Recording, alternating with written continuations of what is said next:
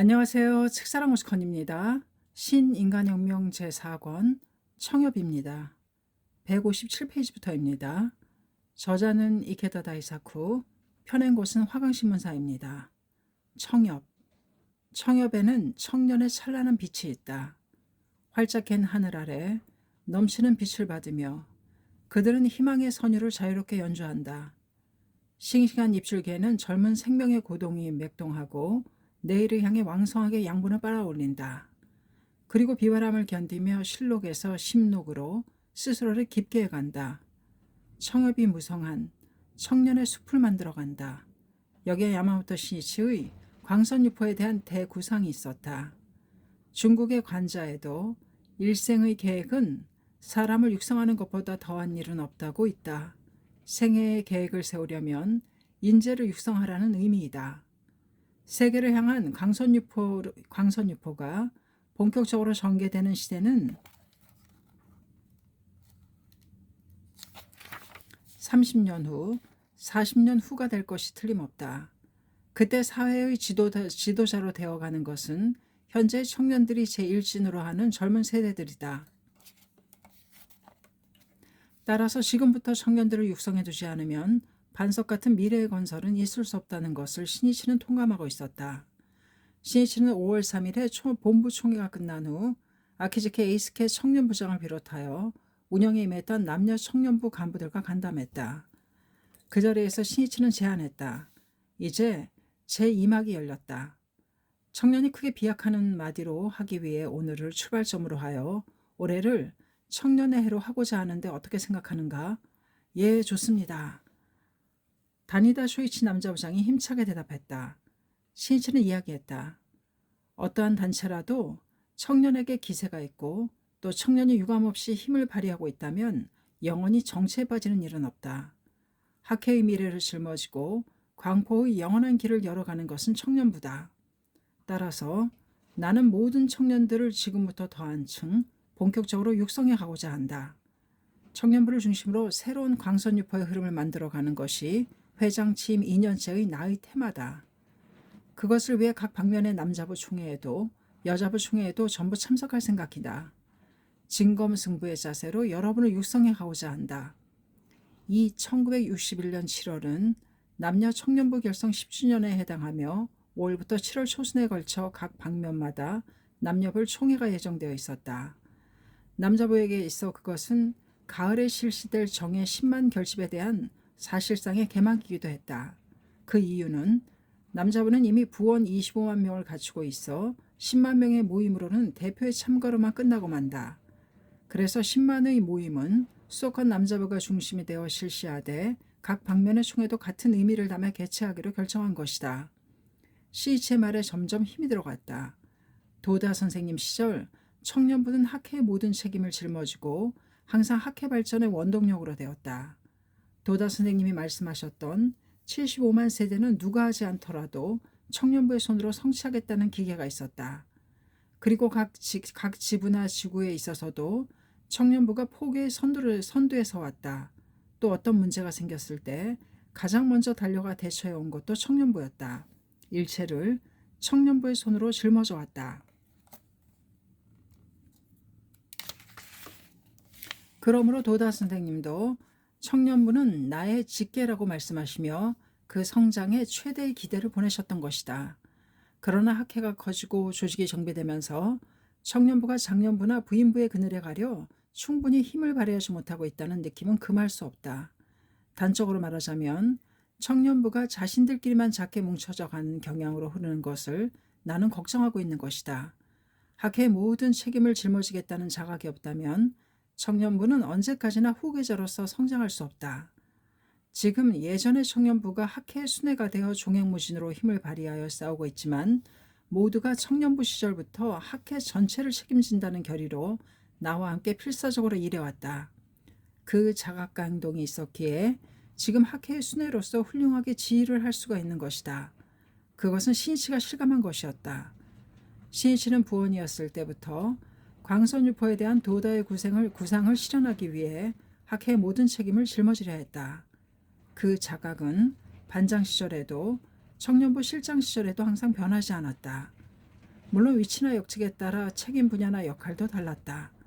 그러나 내면의 자각에 있어서는 도다의 제자로서 스승의 마음을 나의 마음으로 하여 학회의 일체를 자신의 책임으로 생각해왔다. 그렇기 때문에 도다의 훈도를 살릴 수 있었고 커다란 성장도 있었던 것이다. 이 보이지 않는 무형의 일념이야말로 성장의 종자라 할 것이다. 종자만 있다면 양분을 주고 물을 주고 햇빛을 받게 해주면 마침내 싹이 트고 대수로 성장해 간다. 그러나 종자가 없다면 아무리 손을 쓴다 해도 싹은 나오지 않는다. 시인씨는 사랑하는 청년들의 흉중에 전 학회를 짊어지고 일어설 사명의 자각이라는 성장의 종자를 심어주고 싶었던 것이다. 규슈에서 선두로 청년부 방면 총회의 막이 열렸다. 5월 7일 후쿠오카 스포츠센터에서 오전 10시에서 먼저 1만 1천 명의 여자부가 참가한 규슈 총회가 개최되었다. 야모토 신씨는 젊은 여성들을 위하여 알기 쉬운 비유를 들며 불법이란 무엇인가를 이야기했다. 도로교통법이라는 법률을 예로 들겠습니다. 이것은 원활한 교통을 위해 그리고 인명을 지키기 위해 만든 것입니다. 그리고 우리는 빨간 신호일 때 멈추고 파란 신호일 때 갈 수 있다는 것을 배워 그것을 지킴으로써 안전하게 왕래할 수가 있습니다.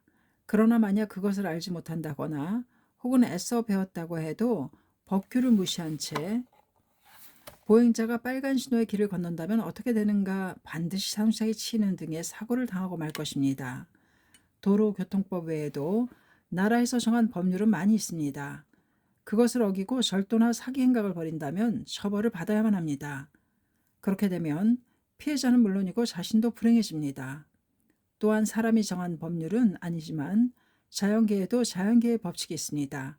예를 들자면 사계절의 변화도 그중 하나입니다. 이 법칙을 알고 잘 활용하여 벼농사 등에서도 모내기 시기를 정하고 가을에는 수확을 합니다. 그러나 그것을 모르고 가을에 모내기를 한다면 수확은 기대할 수 없습니다. 마찬가지로 대우주를 가로지르는 생명의 근본 법칙이라는 것이 있습니다. 그것이 불법이며 그 근원의 힘은 바로 남녀 호랭개교인 것입니다. 사람들은 나라의 법에 대해서는 잘 알고 있습니다. 또 자연계의 법칙도 공부하여 거기에서 과학의 진보도 일으켜왔습니다. 그러나 인간이 행복해지기 위한 대우주의 근본 법칙, 생명의 인가의법은 모릅니다. 진실한 행복을 창조해 가기 위해서는 그 근본 법칙을 알고 그것에 입각하여 살아가야 합니다. 그 불법을 사람들에게 가르쳐주는 것이 바로 우리들의 광선유포입니다. 웃는 얼굴로 고개를 끄덕이는 참가자들의 모습이 눈에 띄었다. 신씨는 마지막에 신심으로 자기 자신을 인간혁명하고 행복 경애를 구축함과 동시에 일본과 세계의 민중을 구해가는 그날까지 전진의 발걸음을 옮겨가자고 호소하며 이야기를 끝맺었다. 오후부터는 같은 곳에서 남자부 총회의 개최가 예정되어 있었다. 여자부 총회가 끝나고 남자부가 입장하기 시작하자 장내는 눈 깜짝할 사이에 가득, 장애까지도 멤버들이 가득했다. 오후 2시 남자부 규슈 총회가 개회되었다. 규슈 제1부장인 가와나카 히로노리가 인사하기 위해 연단에 섰다. 오늘 여기에 규슈의 남자부 23,800명 중 17,000명이 결집했습니다. 장내에는 우레와 같은 환호성과 박수가 울려 퍼졌다. 실로 전 규슈의 남자부 대표가 7할 이상이 한자리에 모인 것이다. 훌륭한 대결집이라 할 것이다. 그것은 규슈의 남자부 간부 전원이 하나가 되어 한 사람도 낙오시키지 않겠다는 마음으로 극히 세심한 개인 지도를 거듭해온 결과였다. 가와나카는 그 중액을 이루는 한 사람이었다. 가와나카는 구마모토 현의 아마쿠사 출신이다. 1948년 19세의 나이로 후쿠오카 현의 도바타로 나왔다. 유리공장에서 일하며 밤에는 정시대 고등학교에서 공부했다. 이윽고 도장점 영업으로 직장을 옮기고 야간대학에 진학했다. 입회는 1955년의 일이었다. 신심을 시작한 가와나카는 광선유포라는 이상을 자신의 사명으로 하고 거기에 인생을 걸었다. 그리고 일과 학업 또 학회활동에 철저하게 도전했다. 인생이란 투쟁이다 라는 말을 좌우명으로 하여 불타는 구도심으로 모든 것에 몸으로 부딪혀 나갔다. 한번 이렇다고 정한 것은 물러서지 않고 일직선으로 돌진했다. 그는 표리부동하지 않았으며 명랑하고 시원스런 기질을 지닌 청년이었다. 영업에 임해서도 새로운 거래처를 개척하는 등 눈부실 성적을 올려 직장에서 제1인자가 되었다. 또 학회 활동에 투지로 불태워 없는 시간을 할애하여 포교와 벗의 격려에 분주했다. 조직에서도 가와나카에 대한 신뢰는 두터웠고 남자부 반장과 지구 반장을 겸임한 적도 있었다. 당시 한 개 반의 절복은 월 평균 5, 6세대였지만 가와나카는 반에서 50세대, 60세대라는 기록적인 성과를 올려갔다. 더욱이 지부 남자부의 책임자가 된 가와나카는 야마모토 신이치가 제3대 회장에 취임한 그해 8월 남자부의 손으로 514세대의 절복을 성취했던 것이다. 이것은 지부의 전체 절복수의 3분의 1에 해당하는 것으로 남자부 역사에 금자탑을 세운 쾌거였다. 가와나카는 신이치가 규슈에 올 때면 언제나 누구보다도 먼저 마중 나와 주었다. 어느 날 회장이 된 신이치에게 가와나카는 말했다. 인간은 자신을 향상시키려면 인생의 스승이 필요합니다. 저는 야마모토 선생님의 제자로서 생애 끝까지 싸워갈 결의입니다. 이것은 제 스스로 결정한 것입니다. 그리고 도다 선생님과 야마모토 선생님의 모습을 떠올리며 제자의 본연의 자세란 무엇인가 생각해 보았습니다. 그러나 솔직히 말씀드리자면 그것은 너무나 심원하여 저로서는 그 깊은 곳까지 좀처럼 알 수가 없습니다. 또 저는 항상 야마모토 선생님 곁에 있을 수도 없습니다. 다만 야마모토 선생님의 모습에서 스승의 구상을 실현해가는 것이 제자라는 것을 저로서도 알 수 있는 것 같습니다. 그러므로 야마모토 선생님이 밝히신 광선육포의 목표는 전부 성취하고 달성해 가고자 합니다. 그 승리의 결과로서 선생님께 보답해 갈 결심입니다. 실제로 가와나카는 반드시 승리의 보고를 가지고 신이치의 스라로 찾아왔다. 또 해합 때마다 신이치는 자주 여러분, 오늘은 빨리 집으로 돌아가서 천천히 쉬세요 라고 말하곤 했다. 그러나 가와나카는 부원은 쉬게 하더라도 자신은 쉬려고 하지 않았다. 가와나카의 행동은 스승으로 받드는 신이치를 기준으로 하여 신이치와 똑같은 위치에 서서 일체를 생각하는 것이었다. 요컨대 자신은 여러분 중에 한 사람으로 받아들여 스승과 서로 마주보는 것이 아닌 스승과 같은 방향을 보며 스승과 함께 살아가려고 했던 것이다. 그것은 제자로서 그의 철학이었다.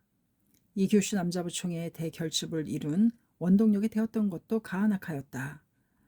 가와나카는 방면 총회를 앞두고 동지들에게 호소했다. 이번 청년부 방면 총회의 선고를 끊는 것은 우리 규슈입니다. 그것은 결국 우리들이 전국의 승패를 가늠하는 열쇠를 쥐고 있다는 것을 뜻합니다. 가장 먼저 규슈가 승리하면 다른 방면도 규슈의 질서냐 하며 전력으로 싸울 수밖에 없기 때문입니다. 이번에 규슈 남아의 열과 힘을 전국의 청년부에게 보여주고 싶습니다만 어떻습니까? 그를 위해서는 철저하게 가정 방문을 하고 신심 지도를 해가는 것 외에 없습니다. 저는 모든 남자 부원들을 야마모토 선생님의 동생이라고 생각하고 있습니다. 따라서 아무리 작은 조직이라도 조직의 책임자가 된다는 것은 선생님으로부터 가장 사랑하는 동생을 보살펴달라는 부탁을 받는 것이라고 생각합니다. 가와나카는 자신의 심정을 모두에게 솔직히 이야기했다. 야마모토 선생님께서 동생을 잘 부탁한다고 말씀하신다면 신심은 물론 일이나 식사에 대한 것까지 걱정하며 매일 찾아가 격려하리라 생각합니다. 만약 그 동생이 근행도 하지 않는다고 하면 당연히 철저하게 대화해 갈 것입니다. 하지만 실제로 각 조직을 들여다보면 근행도 하지 않는 멤버가 꽤 있습니다. 그것을 방치한다는 것은 무책임하고 무자비한 것입니다. 물론 개인 지도는 결코 간단한 것이 아닙니다. 아직 불법의 위대함을 알지 못하여 신심에 대한 부정적인 사람도 있는가 하면 그 중에서는 큰 소리로 화를 내는 사람도 있을지 모릅니다. 그러나 모두 선생님의 소중한 동생이라는 생각으로 끈기 있게 대화해서 전 규슈 남자 부원을 한 사람도 남김없이 일기당천의 인재로 육성시켜 이 총회에 결집시키고자 합니다.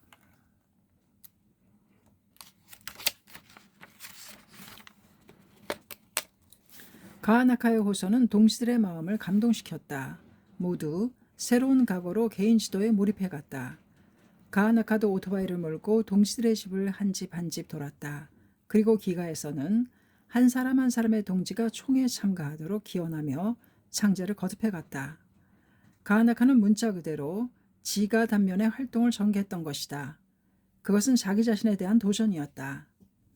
그러나 가하나카의 결의와 실천이 전 규슈로 불길을 퍼지게 하여 불의 나라 규슈는 대승리를 이루고 그것은 다시 전국으로 타오르며 번져갔던 것이다. 용기는 파동한다. 생명력도 전파되어 간다. 야마모토 신시는 이 규슈 남자부 총회석상에서 이렇게 말했다. 지난번 소련이 인류 최초의 유인 우주 비행을 해냈습니다. 그 우주 비행사인 가가린 소령도 여러분과 같은 청년입니다. 우리는 가가린 소령처럼 신문이나 텔레비전에서 보도되는 것도 아니고 각광을 받는 것도 아닙니다. 그러나 세계 사람들을 구하고자 밤낮으로 홍교에 힘쓰는 광선 유포를 향한 우리들의 활동은 가가린 소령의 장고보다 나을지언정 절대로 뒤지지 않는 대사업이라고 말씀드리는 바입니다. 1개월 전인 4월 12일 유리 가가린 소령을 태운 보스토크 1호는 1시간 48분에 걸쳐 지구를 일주, 이것이 인류 유사 이래 최초의 우주여행이 되었던 것이다. 비행을 마치고 가가린 소령이 지구는 푸른빛이었다고 한 말은 매우 유명한데 당시 그는 27세의 청년이었다. 지금 야마모토 신이치의 슬하에 모인 청년들은 대다수가 가난한 무명의 젊은이다. 흔히 말하는 엘리트는 거의 없었다.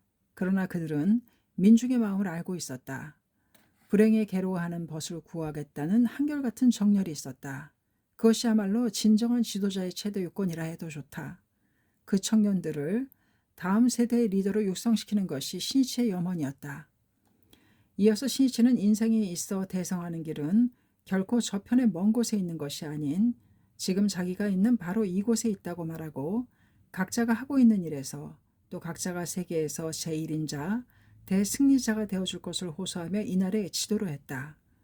규슈 청년부 총회를 마친 신이치는 후쿠오카에서 항공편으로 오사카로 간 후 9일에는 교토의 마이주르로 향했다. 이날 학회가 건립 기진하는 지도사의 낙경 입불식과 마이주르 지부의 결성대회가 거행되었다. 신이치의 마이주르 방문은 세 번째이다. 그가 처음으로 마이주르에 온 것은 1958년 1월이었다. 당시 요양 중이었던 도다 조세이의 대리인으로서 마이주르의 땅을 처음 밟은 신이치의 지도회를 비롯하여 동지의 격려에 진력을 다했다. 두 번째 방문은 그해 6월이었다. 도다가 서거한 지 2개월 후의 일이었다. 교토까지 온 신이치는 시간을 할애하여 급거 마이주르까지 발걸음을 옮겼다. 은사의 서거로 슬픔에 잠긴 동지들에게 희망과 용기를 심어주고 싶었던 것이다. 이때는 불과 4시간 정도의 마이주르 체제였지만 신이치는 지구 거점이었던 지구부장의 집에서 질문회를 실시하고 멤버의 지도와 격려에 임했다. 마이주르는 전쟁 중에 번창하던 군항으로 군대를 대륙으로 내보내던 항구이기도 했다. 그리고 전쟁 후에는 대륙에서 귀환하는 항구로 지정되어 약 66만 명이 이 항구로 돌아왔다. 3년 만에 마이주르의 땅을 방문한 신이치를 구름 한 점 없는 쾌청한 5월의 하늘과 동지들의 웃는 얼굴이 맞이해 주었다.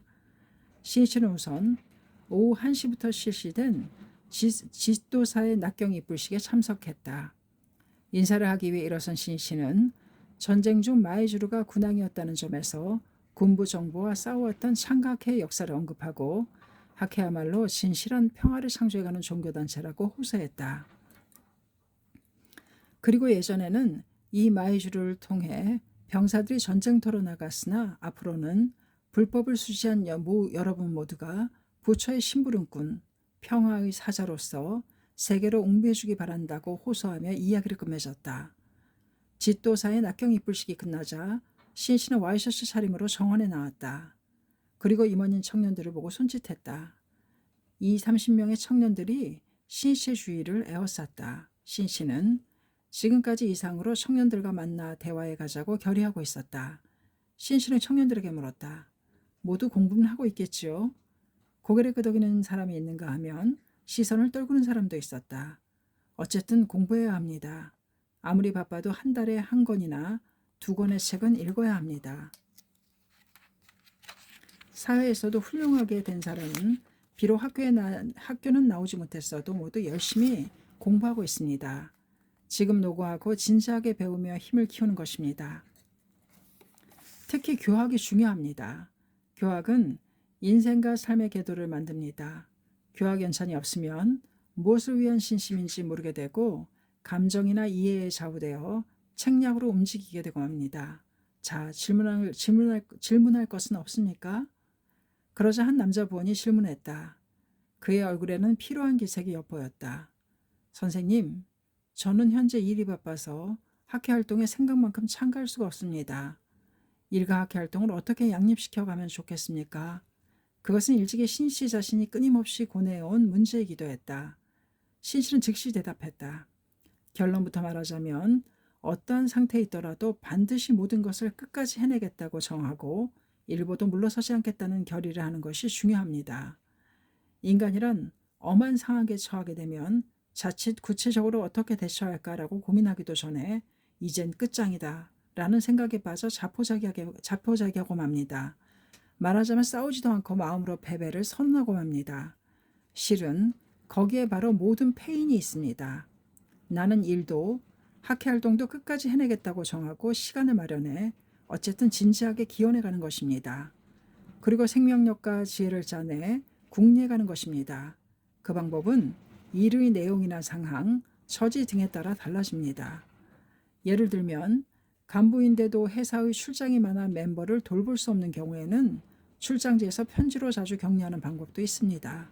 또 평일에는 심야까지 잔업을 하지만 일요일에는 쉴 수 있다면 일요일에 일주일분의 활동을 하는 것입니다. 구체적인 방법으로는 100명이 있으면 100가지의 방법이 있겠지만 그 원리는 똑같습니다. 질문한 청년의 눈은 점점 빛을 더해갔다. 신 씨는 다시 이야기를 계속했다. 또 자기가 조직의 중심자인 경우에는 자기가 없을 때 자기 대신 활동의 지휘를 할 수 있는 후배를 육성하는 것도 중요합니다. 그리고 조직에서 모두의 의견으로 결정하여 세운 목표는 무슨 일이 있어도 달성하고 결과를 내겠다는 결의가 중요합니다. 자신이 충분히 활동할 수 없다고 해서 조직을 정체시켜서는 안 되는 것입니다. 불가사의한 것은 청년부나 또는 장년부나 훌륭한 싸움을 하고 있는 조직의 리더는 오히려 일이 바쁜 경우가 많습니다. 그 속에서 필사적으로 활동하고 있는 모습이 모든 사람들의 마음을 움직이게 하여 주위 사람들도 진지해지고 분발하는 것입니다. 신 씨는 이 문제가 중요한 테마인 만큼 다양한 각도에서 말해두려고 생각했다. 또 일과 활동의 양립이라 해도 때라는 문제도 생각하지 않으면 안 됩니다. 학생이라면 시험 전에는 열심히 공부하는 것이 당연하며 일에도 승부를 걸 때가 있습니다. 그 경우에는 일단 일의 대부분의 시간을 할애하는 것이 당연합니다. 따라서 양립이라 해도 그때그때 상황에 따라 생각해야 합니다. 또 짧은 안목으로 받아들이는 것이 아닌 긴 안목으로 갈 필요가 있습니다. 그러나 어떠한 경우라도 청년 시절의 일도 학회 활동도 모두 끝까지 해내겠다고 하는 투쟁을 해야 합니다. 그것이 인생의 기반으로 되기 때문입니다. 도단 선생님은 자주 신심은 1인분, 일은 3인분으로 해가시오라고 말씀하셨습니다. 이렇게 말하면 하루는 24시간밖에 없고 몸도 하나밖에 없는데 일도 열심히 학회 활동도 열심히 하라는 것은 모순이 아닌가라고 생각하는 사람도 있겠지요. 신 씨는 이렇게 말하자 고개를 끄덕이는 청년도 있었다. 그는 웃으며 이야기를 계속했다. 만약 그것을 모순이라고 한다면 모두가 모순이 되고 맙니다. 현실 생활 속에서 요청되는 것도 생각해보면 상반되는 것뿐입니다. 직장에서도 어떤 물건을 생산하는 경우 좋은 제품을 만들려고 합니다. 그렇게 하려면 더욱 많은 시간이 걸리는데 빨리 만들라는 요구도 합니다. 속담 등에서도 그렇습니다. 무사는 굶어도 배부른 채 한다고 있는가 하면 배가 고파서는 싸울 수가 없다고도 있습니다. 또 사람을 보면 도둑이라고 생각해라고 있는가 하면 사람 가는 곳마다 살 곳이 있다고 합니다. 청년들은 야마모토 신시의 이야기에 하나하나 수긍하면서 진지하게 귀를 기울이고 있었다. 메모를 하는 사람도 있었다. 어서 해도 언뜻 보기에 상반되는 듯한 지도도 있습니다. 예를 들면 어느 편지에서는 단 한 번의 제목으로도 성불할 수 있다고 말씀하시고 있습니다. 그러나 다른 곳에서는 아무리 제목을 불러도 방법이 있으면 전혀 공덕이 없다는 의미의 지도를 하시고 있습니다. 또 어느 편지에서는 120살까지 살아서 이름을 더럽히고 죽느니 하루를 살아도 이름을 떨치는 것이 중요하다고 말씀하시고 있습니다. 그런데 다른 곳에서는 젊어서 일찍 죽어버리면 아무것도 할 수 없다는 말씀도 있습니다. 어떤 일에도 양면성이 있지만 한쪽으로 치우치지 않기 때문에 바로 인간적인 것입니다. 결국 인간이 살아간다는 것은 상반된 과제를 안고 그 긴장감 속에서 균형을 잡으며 자신을 연마하고 앞으로 나아간다고 하는 것입니다. 그러므로 일이라면 오로지 일에만 몰두하는 것이 타당하다고 생각할지 모르겠지만 다른 것을 내팽개친다는 것은 잘못입니다. 일, 공부, 그리고 학회활동으로 힘들다는 것은 잘 알고 있습니다. 그러나 노고하고 그것을 끝까지 해가는 곳에 진정한 수행이 있고 단련이 있습니다. 또 그 노고가 여러분에게 있어 평생의 재산이 됩니다. 괴롭다, 힘들다고 생각되면 짬을 내어 기원하는 것입니다. 기원하면 도전의 힘이 솟아나오고 반드시 사태를 해결할 수가 있습니다. 그리고 마침내는 자유자재로 광선유포를 위해 활동에 면리할 수 있는 경애가 되어갑니다. 모두가 노고하는 것은 손해라고 생각하지만 긴 안목으로 보면 득입니다. 그것이 전부 인생의 재산으로 됩니다.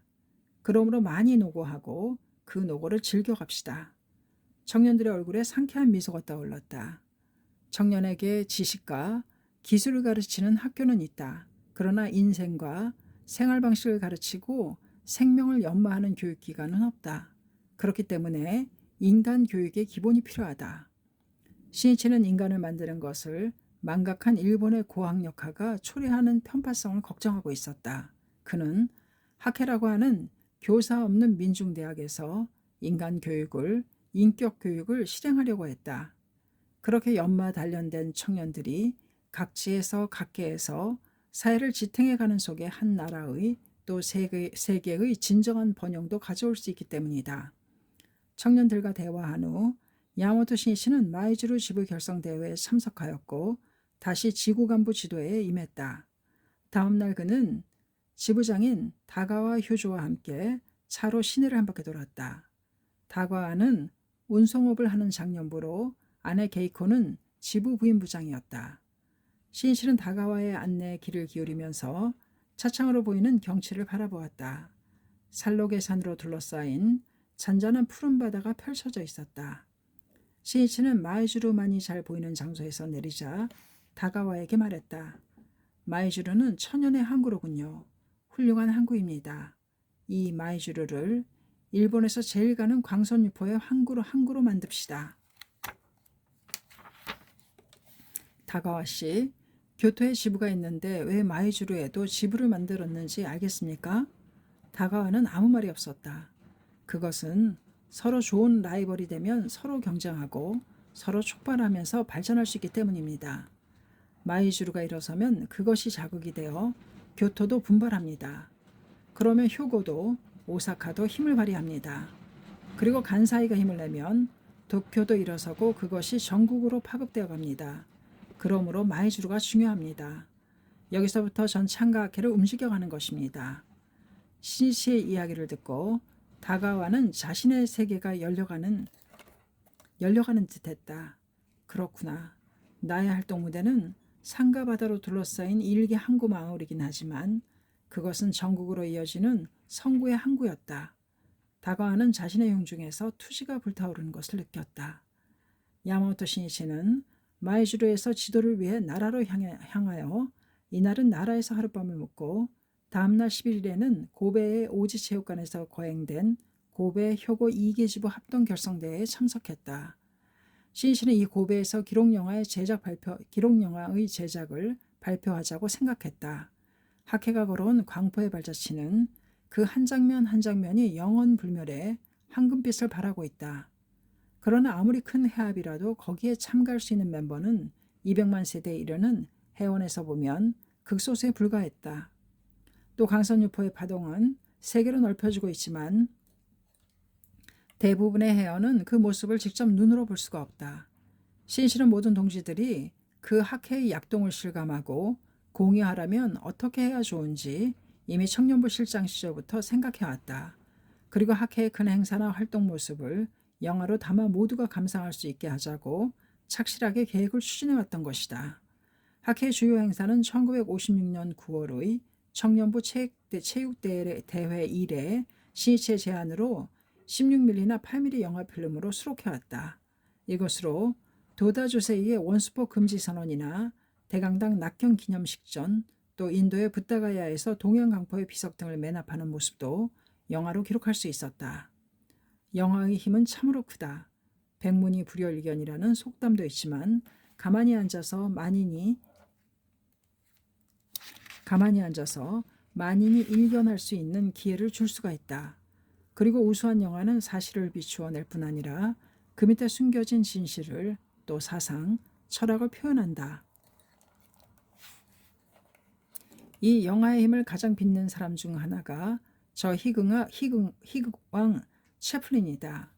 그 중에서도 제2차 세계대전 중이었던 1940년에서 공개된 채플린의 독재자는 유럽을 석권하고 있던 독재자 히틀러를 통렬하게 비판하고 풍자하며 그 본질을 예리하게 파헤쳤다.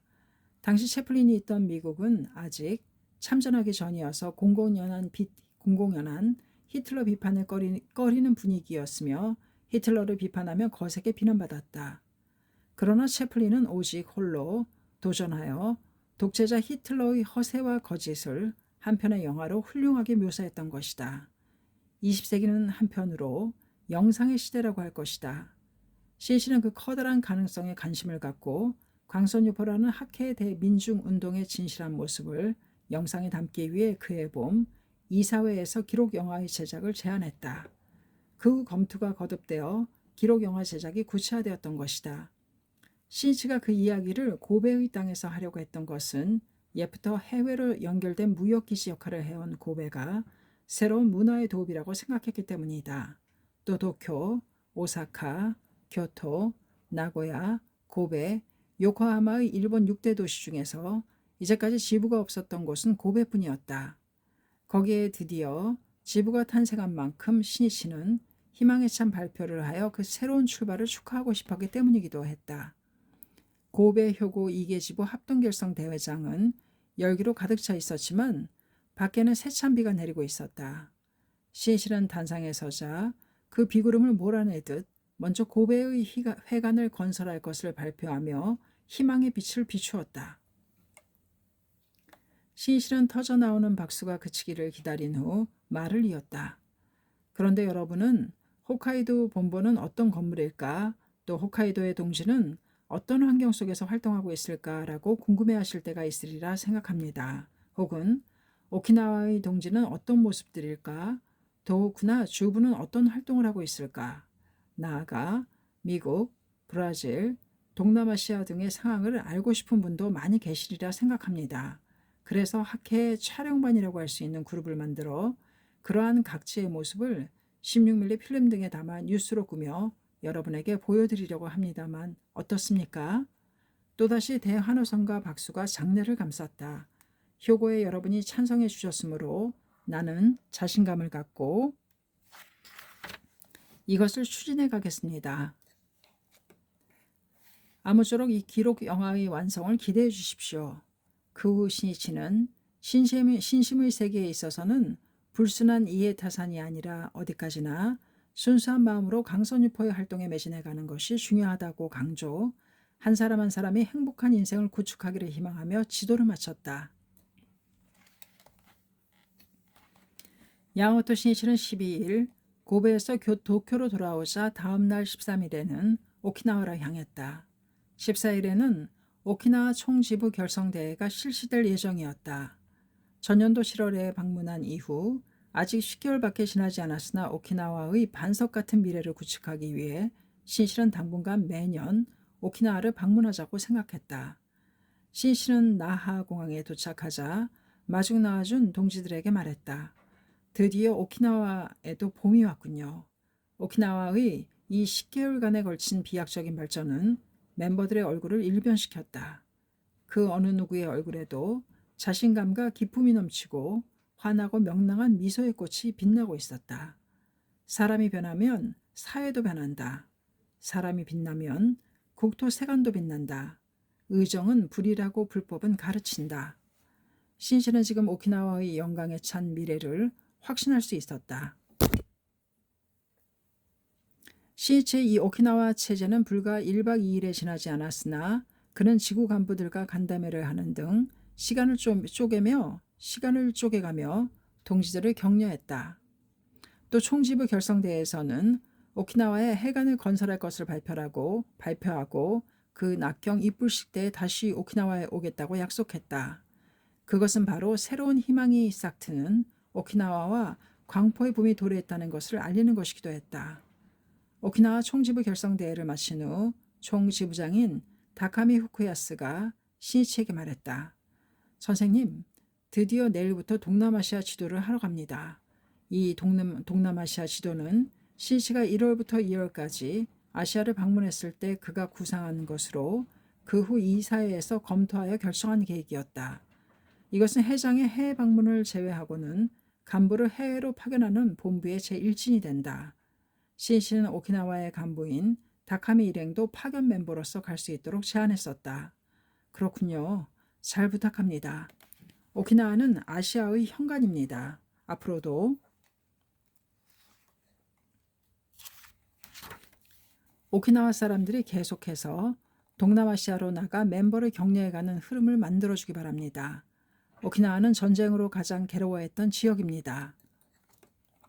동남아시아 국가들도 그렇습니다. 그런 만큼 이 오키나와의 평화의 낙토를 구축하면서 모두가 격려하러 가준다면 가장 설득력이 있을 것입니다. 그런데 첫 방문지는 타이완입니까? 예, 그렇습니다. 저는 15일에 타이베이로 가서 다음 날 저녁에 모리카와 이사 일행과 합류하기로 되어 있습니다. 나도 타이완에 가서 동지들을 격려하고 싶습니다. 그러나 지금은 그렇게 할 수 없으니 내 대신 한 사람 한 사람과 만나 단단히 격려하고 돌아와 주십시오. 그리고 무슨 일이 있어도 지지 않고 생의 신심을 완수할 수 있도록 깊은 혼의 세기를 받고 돌아와 주기 바랍니다. 머지않아 학회는 많은 동지들이 세계 각국으로 가기도 하고 또 세계의 동지들이 일본에 오기도 하는 광포의 대항해 시대를 맞이합니다. 그 선구가 되는 것이 여러분의 이번 동남아시아 방문입니다. 그러므로 모리카와 이사를 중심으로 단결하여 무사고로 새로운 광선유포의 흐름을 열어가 주십시오. 나도 제목을 보내겠습니다.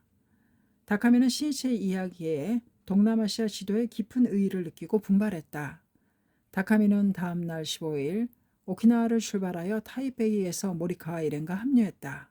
그리고 일행은 가오슝 등을 돌며 약 130세대의 동지를 격려 타이베이의 3개 지구, 가오슝의 2개 지구를 결성했다. 또 그동안 대객전의 자재로 쓸 타이완의 노송나무를 구입하기 위한 조사도 했다. 이것은 도다 조세이가 남긴 대객전 건립에는 타이완의 노송나무도 사용해주기 바란다는 유언에 따른 것이었다. 모리카 가즈마사와 다카미 후쿠야스 등 동남아시아에 파견된 멤버 일행은 타이완을 방문한 후 필리핀의 마닐라, 타이의 방콕, 그리고 홍콩을 방문하고 5월 25일 귀국하게 된다.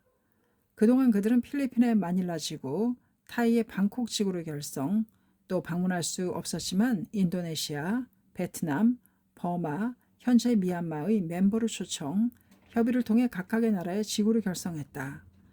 야마토 신시가 개척한 동양 강포의 길은 크게 확대되었으며 민중의 행복과 평화에 대한 포진도 정비되어 갔다. 한편 오키나와에서 돌아온 신이시는 이사들과 함께 당면한 근무의 활동에 대해 검토를 거듭하며 새로운 전진을 위한 포석에 힘을 쏟았다. 첫 테마는 대객전 공영의 추진이었다. 협의해온 계획을 기요하라 가스가 자세히 보고했다. 그것에 의하면 공양의 접수 기간은 7월 22일부터 4일간에 걸쳐 전국 각 지구별로 실시하기로 예정되어 있었다. 신씨는 그것을 듣고 질문했다. 접수 책임자는 누구입니까? 네, 그것은 지구부장이 맡기로 했습니다. 신씨의 눈이 빛났다. 이사인 당신들은 책임을 지지 않습니까? 정부 지구부장이나 지구담에게 맡기면 된다는 것은 당치도 않습니다. 지구담은 전력을 다해 동지들에게 공양의 의의를 알리고 격려하며 뛰어다녀야 합니다. 공양의 접수는 당연히 이사를 비롯한 지부 이상의 간부가 책임져야 합니다. 그리고 공양을 지참해 주시는 분들을 정중히 맞이하여 나를 대신해서 인사드리고 최대로 격려해 가지 않으면 안 됩니다. 동지 여러분은 매일 바쁜 생활에 쫓기면서도 학회 활동에 시간을 할애하며 광선유포에 진력해 주시고 있습니다. 게다가 그 속에서 땀 흘려 일해번 돈을 공양하기 위해 직접 찾아와 주십니다. 존귀한 일이 아닙니까? 그 동지들의 모습은 그 자체가 보살이며 부처의 행동입니다. 그분들을 섬기고 그분들에게 봉사해 가는 것이 간부이며 거기에 공덕도 있고 복운도 생기는 것입니다. 간부라는 것은 항상 어떻게 하면 모두가 힘을 낼까, 어떻게 하면 모두가 기뻐할까를 끊임없이 생각하지 않으면 안 됩니다. 그러한 발상에서라면 지금처럼 타인에게 맡기는 그러한 계획은 나올 리가 없습니다. 최고 간부에 대한 야마모토 회장의 지도는 항상 엄했다. 최고 간부의 양 어깨에는 학회의 일체가 걸려있기 때문이다. 이어서 의제는 5월 3일 총회에서 신설된 문화국의 활동으로 옮겨졌다. 신이치는 이 총회에서 언론부장으로 임명된 청년부장이자 이사인 아키즈키 에이스케를 보며 물었다. 언론부의 활동 대강 등은 어떻게 되었습니까? 아키즈키는 죄송스러운 듯 대답했다. 예, 지금 검토하고 있습니다만. 신실은 날카로운 어조로 아키즈키에게 말했다. 늦습니다. 언론부를 설치한 의미는 분명하므로 구체적인 계획을 계속 짜서 자주 상담하러 와야 합니다. 나의 지시가 없으면 아무것도 생각하지 않고 움직이려고 하지 않는다면 무책임한 것입니다. 청년이 소극적이라면 사회 속에서 투쟁하는 싸움은 패배합니다. 적극적으로 무엇인가를 하려다가 야단 맞은 것은 수치가 아니지만 청년이 실패를 두려워해서 아무것도 하지 않고 있다가 야단 맞는 것은 수치입니다. 죄송합니다. 실은 언론부의 방향에 대해 두 가지 관점이 있는데 어떻게 해야 할지 결론이 나지 않습니다. 하나는 사회에서 현재 이미 활약하고 있는 소설가나 시나리오 작가 등을 부원으로 하여 신심을 육성해가는 방향입니다. 그리고 또 하나는 미래를 위해 청년에게 언론인 교육을 폭넓게 실시한다는 것입니다. 앞으로 언론부는 어느 쪽을 기조로 해야 할지 선생님의 의견을 듣고 싶습니다. 양쪽 다 필요합니다. 불법을 근저로 한 대문필가도 육성해야 하고 청년부원 한 사람 한 사람을 훌륭한 언론인으로 육성하는 것도 중요합니다. 앞으로의 리더에게는 쓰는 힘, 말하는 힘이 중요합니다. 청년부의 최고 간부가 되어도 원고 한 장 쓸 수 없고 말에도 설득력이 없으면 사회를 이끌어간다는 것은 불가능합니다. 그런 의미에서도 청년부 간부는 언론 활동을 특별한 사람에게만 맡기려 하지 말고 전원이 언론의 힘을 연마해 갈 필요가 있습니다. 따라서 일례로 청년부 간부로 언론 제1부를 구성하고 문필 전문가로 언론 제2부를 구성하여 2단 구조로 진행해가면 어떻겠습니까? 신이치의 생각은 매우 유연했다. 방향성을 둘러싼 아키즈키의 고민은 단숨에 해결되어 버렸다. 야마모토 신이치는 이어서 교육부에 대해 질문했다. 교육부장은 부임부장으로서 이사인 기요하라가 쓰였다. 기요하라는 교육부의 준비 사항을 전했다. 현재 각 조직에서 교사를 소개받아 명부를 만들고 있습니다만 곧 끝날 예정입니다. 그 명부에 의거하여 연락을 하여 마키구치 선생님이 탄생하신 6월에 결성식을 하려고 합니다. 그거 좋은 생각이군요. 결성식은 학예본부에서 하기로 합시다. 마키구치 선생님은 민중구제를 위해 먼저 교육개혁을 내걸고 일어서셨습니다. 그리고 그 교육의 근저가 되는 철학을 니시렌 대성인의 불법에서 구하셨습니다. 본래 불법이란 최고의 인간교육입니다. 나의 마지막 사업도 교육이라고 생각하고 있습니다. 일본은 분명 풍족해지고 있습니다. 그러나 비행 청소년 문제는 점점 심각해지고 있습니다. 나라에도 학교에도 교사에게도 인간을 어떻게 교육하는가라는 명확한 교육 이념이 없기 때문입니다. 만약 이대로 가면 일본의 미래는 21세기는 어떻게 될지 그것이 걱정입니다. 교육에는 시설 등의 환경 조건을 정비하는 것도 중요하지만 아이들에게 있어 최대 교육 환경은 교사 자신입니다. 교육부는 그 교사를 육성해가는 것입니다. 기요하라는 야마모토 회장의 교육부에 대한 한없는 기대와 자신의 커다란 사명을 느꼈다. 신이치는 이사장인 히라야마 고이시를 보며 말했다. 오늘은 내게 한 가지 제안할 것이 있습니다. 그것은 차세대의 중액을 육성하기 위해 청년부 최고 간부 중에서 이사를 탄생시키고 싶다는 것입니다. 청년은 단지 말로만 육성하라고 해서 육성되는 것은 아닙니다. 활약할 수 있는 장과 책임을 주는 것이 중요합니다. 풍부한 경험을 가진 이사 여러분이 보면 젊은이들은 걱정되는 점도 적지 않을 것입니다. 그러나 책임을 주지 않고서는 성장도 없으며 또한 할 수 있는지 여부는 실제로 시켜보지 않으면 알 수 없습니다. 그런 방향에서 앞으로 인사 검토를 부탁합니다. 그리고 나서 신이치는 아키즈키에게 시선을 돌렸다. 그런데 아키즈키군, 실은 자네에게 이제까지 검토해온 기록 영화의 제작 책임을 부탁하려고 생각한다.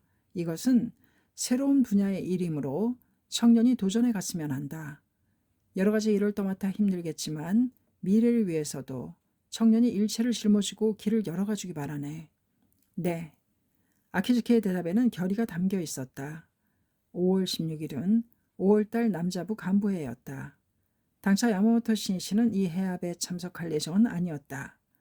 그러나 청년의 육성을 위해 스케줄을 조정하여 해협 도중에 참석하기로 하고 해합 장소인 다이토 체육관으로 향했다.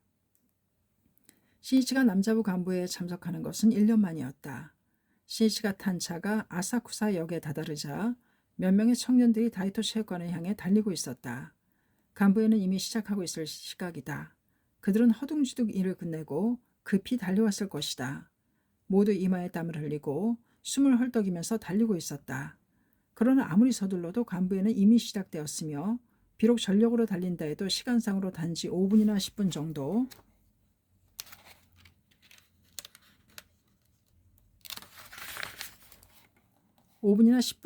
빨리 도착하는 것에 불과하다.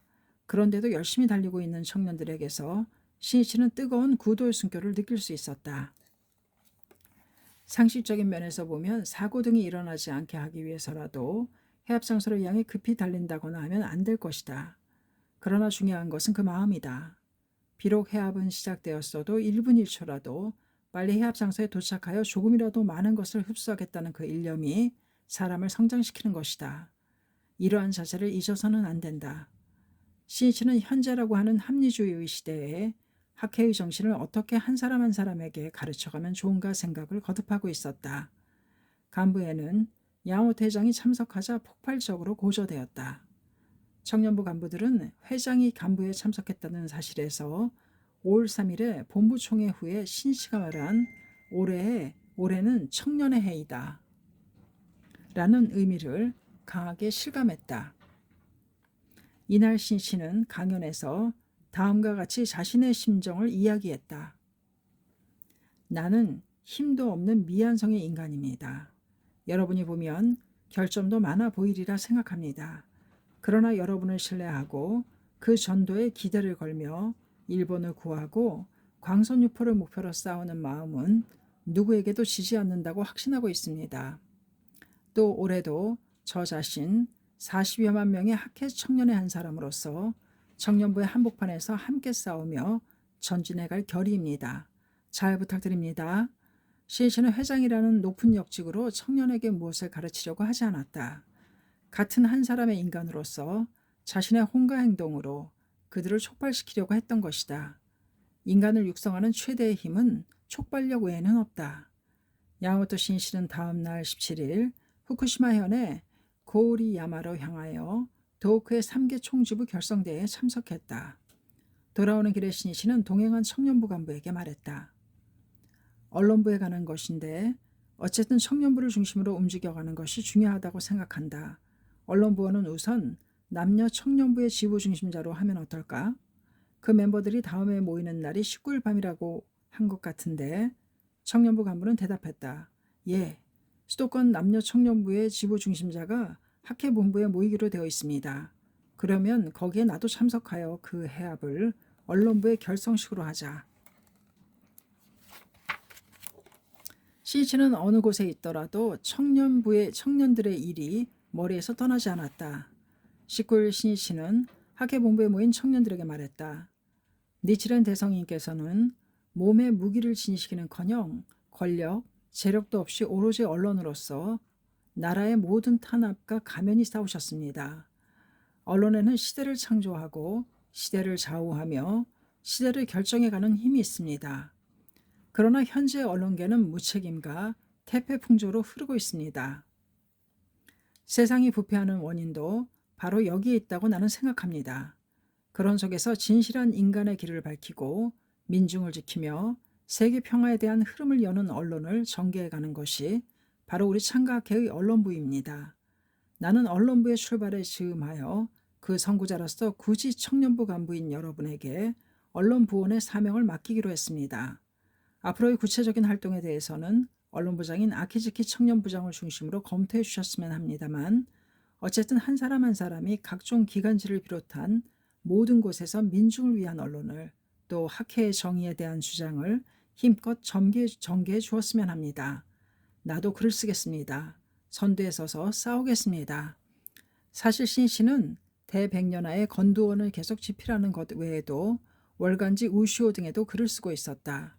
회장 취임 2년째에 접어든 야마모토 신이치는 청년의 육성을 기축으로 하여 전국 각지를 돌며 계속 움직이고 끊임없이 대화했다. 5월 21일에는 삿포로에서 실시된 홋카이도 총지부 간부에 참석했는가 하면 24일에는 나고야에서의 주부 3개 총지부 결성대회에 모습을 보였다. 그리고 그 3일 후에는 도쿄에서 열린 본부 간부의 단상에 모습을 나타내는 등 계속해서 움직였다. 5월 27일 5월 본부 간부회가 다이토 체육관에서 실시, 이 석상에서 새로이 6명의 이사가 탄생하였다. 그중 3명이 남자부장인 다니다 쇼이치 등의 청년부 간부였다. 그 젊디 젊은 인사는 참가자들에게 청년시대의 도래를 느끼게 했다. 또 해외의 동남아시아 총지부가 결성되었다. 총지부장의 모리카와 가즈마사, 총지부 부임부장의 본부 상임위원인 나카하라 료코, 총지부 간사의 미카와 겐지가 취임했다. 또한 본부에 홍보국이 신설되어 아키즈키 에이스케가 홍보국장이 되었다. 홍보국은 학회 기록 영화를 담당하는 부서로서 드디어 영화 제작이라는 야마모토 신이치의 구상이 구체화되어 갔던 것이다. 한편 언론부도 청년부 간부로 구성된 언론 제1부와 문필 전문가로 구성된 언론 제2부 체제가 정식으로 발표되었다. 청년의 육성을 위한 신이치의 포석은 모든 곳에서 차례차례 이루어져 왔다. 5월 19일에는 6월의 활동을 주제로 이사회가 개최되었는데 그때 신이치는 제안했다. 청년부를 육성하기 위해서는 남자부, 여자부 간부에게만 맡겨서는 안 됩니다. 왜냐하면 인생에 문제가 생기면 같은 세대의 간부로는 아무래도 대응할 수 없는 일도 있기 때문입니다. 또 남녀 청년부가 자신들로만 작게 뭉쳐버리면 전 학회라는 시야에는 서지 못하게 되는 경우도 있습니다. 그래서 6월부터는 남자 청년부 간부회를 본부 간부회와 동격으로 하고 청년부 지원의 일환으로서 나를 비롯한 전 이사진이 참가하도록 했으면 합니다. 여기에는 청년을 생각하는 신이치의 열렬한 결의가 있었다. 이사들 모두가 동의했다. 청년의 육성은 이렇게 전 이사진의 공통과제로 되었던 것이다. 이때 신이치가 가장 신경을 쓰고 있었던 것은 기록 영화의 제작이었다. 홍보국에서는 국장인 아키즈키 에이스케 외에 2사람의 청년이 정식 직원으로 배치되어 6월 상순에 영화 공개를 목표로 작업은 급 피치를 올리고 진행되고 있었다. 영화의 제목은 세이쿄 뉴스로 결정되었다. 제1호의 기획으로서 회장 취임 1주년이 되는 5월 3일 본부총회를 비롯하여 오키나와의 총지부 결성대회 등 5월에 여러 행사를 수록하기로 했다. 그리고 우선 약 30분 분량의 뉴스 영화를 매월 한 편씩 제작하기로 결정했다. 영화 제작 담당자는 홍보국 설치가 발표되기 전부터 이미 작업을 추진, 5월의 여러 행사에 대해서는 야마모토 신이치의 지시대로 필름에 담아두었다. 따라서 그것을 편집하면 20에서 30분 정도의 뉴스 영화로 정리되는 것은 가능했다. 그러나 현상된 필름을 상영해보자 각지의 총집의 결성 대회 등 실내 행사는 빛이 부족했는지 대부분 어두웠다. 홍보국 직원 가운데 영화 관계에 종사해 본 적이 있는 이이자카 요시오라는 청년이 있었지만 촬영 전문가는 아니었다. 게다가 하케에는 촬영에 필요한 충분한 조명 기구도 없었다. 그러나 이제는 물러설 수 없었다. 그들은 어쨌든 영화 제2로 편집을 하면서 제2호 촬영에도 착수해갔다. 각자가 촬영, 녹음, 편집과 나레이션의 원고 집필 등 혼자서 몇 가지 역할에 열중하지 않으면 안 되었던 것이다. 어느 늦은 밤 신씨가 작업실에 찾아왔다. 청년 두 사람이 묵묵히 일을 하고 있었다. 그들은 회장인 신씨가 찾아온 것조차 알아차리지 못했다. 신씨가 말을 건네자 두 사람은 놀라서 얼굴을 들었다. 연일 늦게까지 일했기 때문일까? 그 얼굴에는 피로의 기색이 역력했다. 자리에서 일어나려는 두 사람을 제지하며 신씨는 말했다. 아니 그대로도 좋습니다. 매일 수고해줘서 고맙습니다. 그런데 지금 가장 큰 애로사항은 무엇입니까? 이 작가가 대답했다. 실은 촬영할 필름이 바닥나 버렸습니다. 이미 예산을 다 써버렸기 때문에. 홍보국은 신설된 부서이기도 하고 충분한 예산도 없어 그들은 절약의 저력을 거듭하고 있었다. 예를 들면 30분 분량의 뉴스 영화에는 1000피트, 1피트는 약 30.5cm, 1000피트 정도의 필름이 필요하지만 촬영 단계에서는 통상 그 10배가 되는 1만 피트 정도의 필름을 돌리게 된다. 그렇기 때문에 그들은 잘라버리는 분량이 최대한 적게 나오도록 궁리하면서 촬영을 해왔다. 그런데도 필름이 모자라는 것이다. 그렇습니까? 고생하게 해서 미안하군요. 신씨는 당장 필요한 필름 비용을 이 작가에게 듣고 자신의 용돈을 털어 기부했다. 이 작가군, 지금은 힘들겠지만 개척에는 노고가 뒤따르는 법입니다. 이렇게 말하고 신씨는 빙긋 웃었다. 이 작가 요시오는 심야에 자기들을 걱정하여 방문해준 야마모토 신이치의 진심에 마음이 뜨거워지는 것을 느꼈다. 신씨는 조용히 이야기했다. 예산이 옹색해서 미안하지만 각 총지부에 영사기도 설치해야 하고 경비도 듭니다. 더구나 학회 경비는 전부 학회원의 정제로 조달되고 있으므로 절약에 유의하는 것은 당연합니다. 그런 와중에 인원수도 늘려야 하기 때문에 당분간은 참고 지혜를 발휘하여 궁리하면서 분발해 주었으면 합니다. 최악의 조건 속에서 최고의 작품을 만들어 보이겠다는 기계로 도전해 가야만 진정한 청년입니다. 일손도 없고 돈도 없고 기재도 없고 시간도 없는 열악한 환경 속에서 훌륭한 작품을 만들어낼 수 있다면 인생의 가장 큰 재산이 됩니다. 또 그것이 개척자입니다. 생애 최고의 추억을 만들고 있다고 생각하면 즐거워집니다. 그런데 두 사람 모두 건강은 괜찮습니까? 예. 건강은 자신이 잘 조절해야 합니다. 그것도 지혜입니다.